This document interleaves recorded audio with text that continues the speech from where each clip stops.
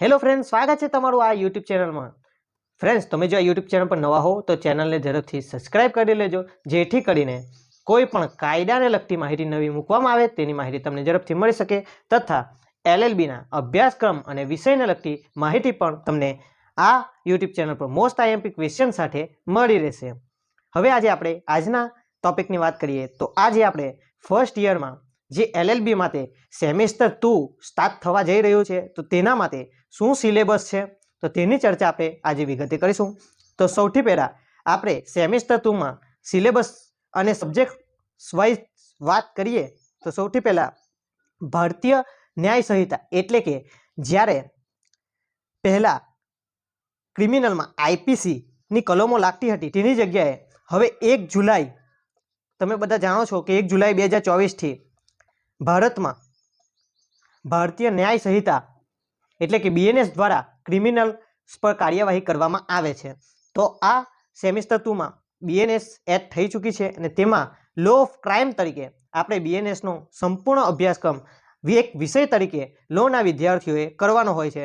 તો આ પહેલા સબ્જેક્ટ તરીકે BNS હશે અને આ BNSના ટોપિક વાઇઝ કલમો સાથેના વિડીયો આપણી આ યુટ્યુબ ચેનલ પર ઝડપથી અપલોડ કરવામાં આવશે। તો આપણી આ યુટ્યુબ ચેનલ સાથે જોડાઈ જજો, જેથી કરીને આ BNS સંપૂર્ણ આપણી આ યુટ્યુબ ચેનલ પર ભણાવી દેવામાં આવશે। હવે આપણે બીજા સબ્જેક્ટ તરીકે વાત કરીએ તો કોન્સ્ટિટ્યુશન લો એટલે કે ભારતીય બંધારણ, જે આપણે પ્રથમ સેમેસ્ટરમાં જે ચેપ્ટર બાકી હતા એટલે કે જે વિધાન પરિષદ છે, વિધાનસભા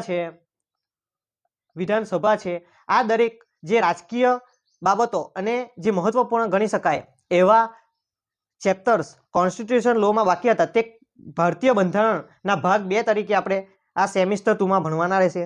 ત્યારબાદ ત્રીજા સબ્જેક્ટ તરીકે આપણે વાત કરીએ તો લો ઓફ કોન્ટ્રાક્ટ એટલે કે આપણે જે કરારધારો પહેલા વર્ષના સેમેસ્ટર 1માં ભણ્યા હતા તેનો બીજો ભાગ કોન્ટ્રાક્ટ ધારો ભાગ 2, તેમાં 2 વસ્તુ એટલે કે 2 ટોપિક્સ આપણે અલગ કરી શકીએ, જેમ કે વેચાણનો કાયદો એટલે કે સેલ્સ ઓફ ગોડ્સ અને બીજો છે ભાગીદારીનો કાયદો એટલે કે પાર્ટનરશિપ એક્ટ। આ 2 લો ઓફ કોન્ટ્રાક્ટ તરીકે આપણે એક વિષય તરીકે ભણવાનું થશે।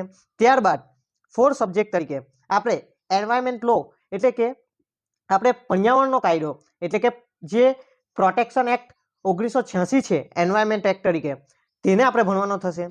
5મા સબ્જેક્ટ તરીકે આપણે જોઈએ તો trust equity and RERA act એટલે કે ટ્રસ્ટનો જે કાયદો છે 1882નો તે ભણવાનો। ઇક્વિટી એટલે કે સમાનતાના કાયદા વિશેની માહિતી આ ઇક્વિટીમાં આપવામાં આવેલી છે અને રેરા એક્ટ 2016નો જે નવો કાયદો છે તે આ એક સબ્જેક્ટ 5મા તરીકે આપણે ભણવાનો થશે।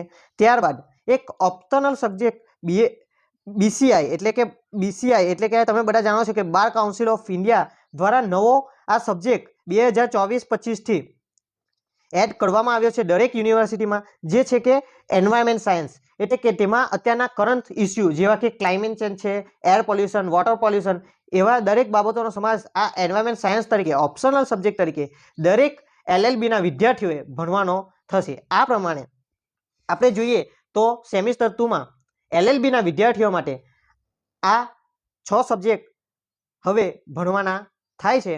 તો હવે આ દરેક સબ્જેક્ટની વિગતવાર માહિતી આપણી આ યુટ્યુબ ચેનલ પર મૂકવામાં આવશે। તો હજુ સુધી પણ તમારે જો ચેનલને સબસ્ક્રાઇબ કરવાની બાકી હોય તો સબસ્ક્રાઇબ કરી દેજો અને વિડીયો ગમ્યો હોય તો એક લાઇક કરી દેજો। Thank you.